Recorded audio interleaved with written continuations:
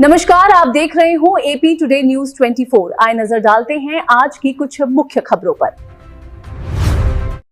कांग्रेस के राष्ट्रीय सचिव वैभव वालिया का बड़ा बयान। 2027 विधानसभा चुनाव को लेकर टिकट की दावेदारी।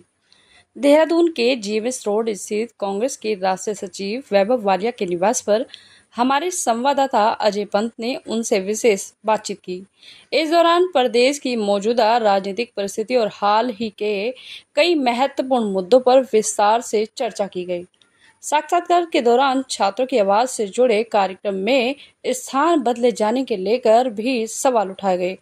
इसके अलावा नीट पेपर लीक के मुद्दे और प्रेमनगर से नंदा की चौकी को जोड़ने वाले पुल के क्षतिग्रस्त होने के मामले पर भी कांग्रेस के नेता ने अपनी प्रतिक्रिया दी और इन मुद्दों पर अपना पक्ष रखा। बातचीत के दौरान आगामी 2027 विधानसभा चुनाव को लेकर भी चर्चा की गई। वैभव वालिया ने बताया कि वह पार्टी से विधानसभा चुनाव के टिकट की दावेदारी कर रहे हैं। उन्होंने कहा कि यदि पार्टी उन्हें चुनाव लड़ने का अवसर देती है तो वह अपनी पार्टी के विश्वास पर खरा उतरने के लिए पूरी निष्ठा और मजबूती के साथ काम करेंगे। अब देखना यह होगा कि आगामी विधानसभा चुनाव में कांग्रेस पार्टी वैभव वालिया पर अपना भरोसा जताती है या फिर नहीं, उन्हें किस विधानसभा सीट से मैदान में उतारा जाता है। आइए विस्तार से देखते हैं कैमरामैन तेजेंद्र सिंह के साथ अजय पंत की यह रिपोर्ट। आप सभी दर्शकों का हमारे न्यूज चैनल एपी न्यूज 24 पर स्वागत है। इस समय पे हम लोग देहरादून में जीएमएस रोड स्थित भारतीय राष्ट्रीय कांग्रेस के राष्ट्रीय सचिव श्री वैभव वालिया जी के पास आए हैं और वैभव वालिया जी से अभी 10-15 दिन के अंदर देहरादून में जैसे हम देख सकते हैं कि काफ़ी राजनीतिक घटनाएं घटी हैं, तो इस परिप्रेक्ष्य में जरा उनके विचार जानते हैं। जी, बताइए। वैभव जी, अभी जैसा कि हम देख सकते हैं कि ये 10-15 दिन के भीतर काफ़ी सारी घटनाएं, जैसे राजनीतिक घटनाएं हुई हैं जिसमें अलग अलग मुद्दे हैं, जैसे कि ये जैसे पेपर लीक के मुद्दे हो गए, या अभी कुछ दिन पहले अभी एक मामला देहरादून में काफ़ी सेंसेशन बना हुआ है, जो प्रेमनगर में नंदा की चौकी पे जो अभी जो पुल का जो एक जो राशि आई थी 16 करोड़ की राशि पुल को रिपेयर करने के लिए, तो वो 16 दिन के अंदर ही उसमें मतलब काफ़ी बड़े खड्डे वगैरह पड़ गए। तो इस परिप्रेक्ष्य में आप क्या बोल? देखिए, ये जो पिछले कुछ दिन रहे हैं, ये राजनीतिक रूप से बहुत उथल-पुथल वाले रहे हैं, देश की राजनीति में भी और उत्तराखंड और देहरादून की राजनीति में भी। आपने देखा किस तरह से देहरादून के अंदर हम लोगों ने पेपर लीक का मामला उठाया, जब हमारे ही शहर की एक बेटी रिया कुमारी थापा, जिनके फादर कारगिल वॉर में अपनी सेवाएं दे चुके हैं, राजेश मल जी, उनकी 23 साल की बेटी ने नीट का पेपर लीक होने से आहत होके आत्महत्या करी, सुसाइड किया। तो उसके लेके फिर पूरे देहरादून के अंदर कैंडल मार्च हुए, सिग्नेचर कैंपेन्स हुए, प्रदर्शन हुए और कहीं न कहीं लोगों के बीच में जन आंदोलन के रूप में इस मांग को उठाया गया। और देहरादून से जो हम लोगों का ये आंदोलन चला, जिसमें शिक्षा मंत्री के इस्तीफे की प्रमुखता से मांग की गई, शिक्षा व्यवस्था सुधार की मांग की गई, जगह-जगह पे कैंडल मार्च प्रदर्शन किए गए। तो उस आंदोलन को गति देने के लिए फिर स्वयं देश के नेता प्रतिपक्ष राहुल गांधी जी देहरादून के अंदर आए और उनका एक ऐतिहासिक कार्यक्रम, जिसको सरकार ने बहुत ज़्यादा रोकने की कोशिश करी, पहले उन्होंने वेन्यू चेंज कर दिया, उन्होंने जो है पैरेलल एक प्रोग्राम लगा दिया, कॉलेजों को फ़ोन करे कि बच्चों को ना भेजा जाए। एक तो सरकार की मार, ऊपर से भगवान ने भी हमारी परीक्षा ली, उतनी तेज बारिश उस दिन हुई, उसके बावजूद ऐतिहासिक प्रोग्राम राहुल गांधी जी का हुआ और राजेश मल जी भी राहुल गांधी जी के साथ में उस मंच को साझा किया और अपनी पीड़ा जनता के सामने और राहुल जी से गुहार लगाई, मदद की। और उसके बाद में फिर हमने देखा किस तरह से जंतर मंतर पे जो प्रदर्शन कर रहे थे छात्र, उनके ऊपर बर्बरतापूर्ण लाठी चार्ज किया गया, जिससे जो है पूरे देश के करोड़ों छात्रों ने इसको एक जन आंदोलन का रूप ले लिया और ये छोटी सी चिंगारी एक बड़ी आग में बदली। और उसके बाद में सरकार को मजबूर होके घुटने टेकने पड़े, झुकना पड़ा और हमने देखा कि शिक्षा मंत्री का इस्तीफा हुआ। तो कहीं ना कहीं देश में लोकतंत्र की एक बार फिर से जीत हुई। वहीं हम देखते हैं कि देहरादून के अंदर सरकार के भ्रष्टाचार की कलई भी पूरी तरह से खुल चुकी है। जब हम ये एक पुल, जिसको लोग कह रहे हैं कि ये 16 करोड़ रुपए में पुल बना है, पुल तो बहुत ज्यादा का बना है, ये तो सिर्फ मरम्मत का पैसा था। लोगों में 16 ये करोड़ रुपए। लोगों में एक मिसकंसेप्शन ये है कि हाँ, मैं यही कह रहा हूँ कि ये जो पुल है, ये तो पुल मरम्मत के 16 करोड़ रुपए कुल थे।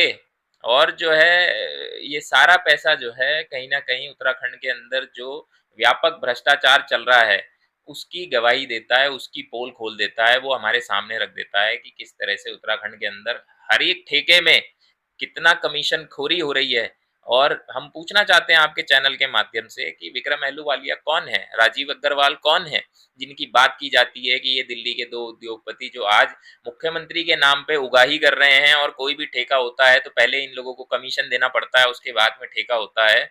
ये उत्तराखंड के अंदर जो ओपन भ्रष्टाचार चल रहा है, जो पूरे देश की सबसे भ्रष्ट सरकार उत्तराखंड है, और उस सरकार का इतना बड़ा गड्ढा जो है वो उसकी गवाही दे रहा है चिल्ला चिल्ला के कि देखो जरा इस पुल को कि 16 करोड़ रुपए मरम्मत में खर्च करे, और वो मरम्मत के 16 करोड़ सरकार डकार गई, उसमें 2 करोड़ रुपए भी आपने खर्च नहीं करे, जो पहली बारिश में ही वो 16 दिन भी मरम्मत का काम नहीं चला, और ये हाल जनता का हो गया कि फिर से रास्ता बंद हो गया। जनता को मजाक बना हुआ है, मजाक। ये सारी सारी जो यहाँ पे व्यवस्था है, और जो जन जन सरकार जो अपने आप में इतने बड़े बड़े दावे करती है, मजाक बना हुआ है। कानून व्यवस्था ठप है, महिलाओं पे अत्याचार, अंकिता भंडारी का मामला आज भी नहीं हुआ, युवाओं की पेपर लीक की सीबीआई जांच का क्या हुआ पता नहीं, किसी के पास कोई नौकरी नहीं है, महंगाई की इतनी मार है कि गैस का सिलेंडर 1000 रुपए का ब्लैक में लोग 2500 का लेने के लिए मजबूर हैं, पेट्रोल जो है वो 100 रुपए से पार है, फिर भी उसमें प्योरिटी नहीं है, 100 रुपए पार का भी जो तेल है वो भी ये लोग जो है प्योर नहीं दे पा रहे हैं, उसमें भी मिली भगत की हुई है, गाड़ियां खराब हो रही है। बुरा हाल है जनता का, और जनता इंतजार कर रही है कि कब चुनाव आए और कब हम जो है इस जन विरोधी अहंकारी सरकार को यहाँ से भगाएं। वैभव वैभव जी, जैसा कि हमें पता चला है कि ये 2027 के जो उत्तराखंड में विधानसभा चुनाव होने वाले हैं, इस चुनाव में आप धर्मपुर विधानसभा क्षेत्र से अपनी दावेदारी प्रस्तुत कर रहे हैं। तो इस विषय में आपके क्या कहते हैं कि आगे के जो एक जो पॉलिटिकल जो आपका विज़न है युवाओं को लेकर के या अन्य व्यवस्थाओं को लेकर के, तो उस विषय में कुछ बताएँ? देखिए, धर्मपुर विधानसभा देहरादून की ही नहीं, पूरे उत्तराखंड की सबसे बड़ी विधानसभा है। सबसे ज़्यादा मतदाता इस विधानसभा के अंदर हैं, और देहरादून शहर का मुख्य हिस्सा इस विधानसभा के अंदर आता है। आईएसबीटी, रेलवे स्टेशन सब इसी विधानसभा में आता है, और मध्य वर्गीय परिवार के लोग निवास करते हैं, जिनकी वही आम ज़रूरतें हैं, जो सरकार के प्रति जिनसे जो है सरकार की अपेक्षा होती है कि जो हम आपको टैक्स के रूप में अपना पैसा देते हैं, और उसके बदले में आप जो है हमारे लिए जन सुविधा के जो काम करते हैं, जो हमारे लोकतंत्र का मूल है। लेकिन कहीं न कहीं लोकतंत्र का चीरहरण होते हुए इस विधानसभा के अंदर आपको दिखाई देगा जब आप ज़मीन पे जाएँगे, कि कहीं भी कोई भी विकास कार्य नाम से ढूँढने को नहीं मिल रहा है। हम जगह-जगह जाके विकास को खोज रहे हैं कि कहाँ है विकास, कहाँ है विकास? लेकिन इस विधानसभा के अंदर विकास कहीं खो-सा गया है। सड़कों पे गड्ढे हैं, नालियाँ गंदी है, हर जगह गंदगी है, खेलने के लिए कोई ग्राउंड नहीं है, चक्का जाम है, में नशा जो है वो भरपूर मात्रा में हर जगह पे बेचा जा रहा है, और कहीं भी जो है कोई भी काम जो है इस विधायक जी ने हमारे नहीं किया है। ऊपर से विधायक जी का अहंकार ऐसा है कि कोई भी व्यक्ति अगर उनके पास कोई काम लेके जाता है तो वो कहते हैं तेरे वोट से कौन सा मैं जीता हूँ। एक तो हमारे यहाँ कहते हैं गुड़ ना दो गुड़ जैसी बात तो दे दो, लेकिन उनका व्यवहार भी जो है उदासीन है, और उनका काम जो है वो तो उसका तो कोई अता पता ही नहीं है। तो जनता जो है बदलाव का मन बना चुकी है। हम जनता के बीच में जाके प्रतिदिन प्रयास कर रहे हैं कि जन जागरूकता लाएं, और लोगों से ये प्रार्थना करें कि आप जो है जो अच्छा काम करे उसको वोट दो, उसको दोबारा जिताओ। लेकिन जो अच्छा काम ना करे, जो झूठ बोले, जो अपने वादा जो है खिलाफी करे, उसको वोट की ताकत से दंडित भी करो, ताकि नेताओं के मन में जनता का भय बना रहे, लोकतंत्र का भय बना रहे कि अगर मैं अच्छा काम नहीं करूँगा तो ये जो जनता मुझे बनाती है, यही जनता मुझे उतार भी सकती है। और हम कोशिश कर रहे हैं कि भ्रमित ना हो, कोई और मुद्दों पे ना भागें, विकास के मुद्दों पे अपने विधायक से सवाल ज़रूर करें, और जब चुनाव आए तो वोट की ताकत से इन्हें दंडित करें।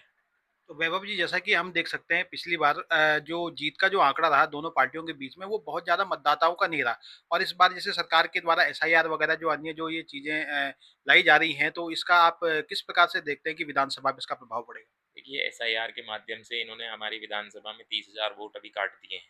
सबसे ज़्यादा वोट पूरे उत्तराखंड में धर्मपुर विधानसभा में ही काटे गए हैं।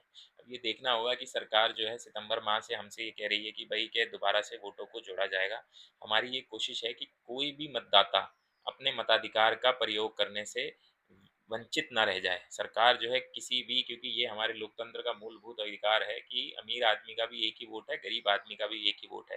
भारतीय जनता पार्टी की नीति ये रहती है कि यदि कोई वोटर उन्हें लगता है कि ये वोट हमको नहीं मिलने वाला है, तो उसको वोट को उड़ाने का, काटने का, उसको अपने वोट के मताधिकार से वंचित रखने का काम का प्रयास जो है भारतीय जनता पार्टी करती है। हम जो है जगह-जगह जाके हमारे वॉलंटियर्स और हमारे टीम के सदस्य ये सुनिश्चित कर रहे हैं कि हम लोगों की उसमें एसआईआर में हमने निरंतर मदद करी है, और अभी आगे भी कोशिश है कि कि जो भी ऐसा कोई अगर ऐसा व्यक्ति होगा जिसके वोट से वंचित रह रहा होगा तो उसकी हम मदद करेंगे। जब भी नए वोट बनने शुरू हो जाएंगे सितंबर माह में हमें बताया जा रहा है तो सबके वोट बनाए जाएंगे। चलिए, हमारे चैनल के साथ बात करने के लिए आपका धन्यवाद।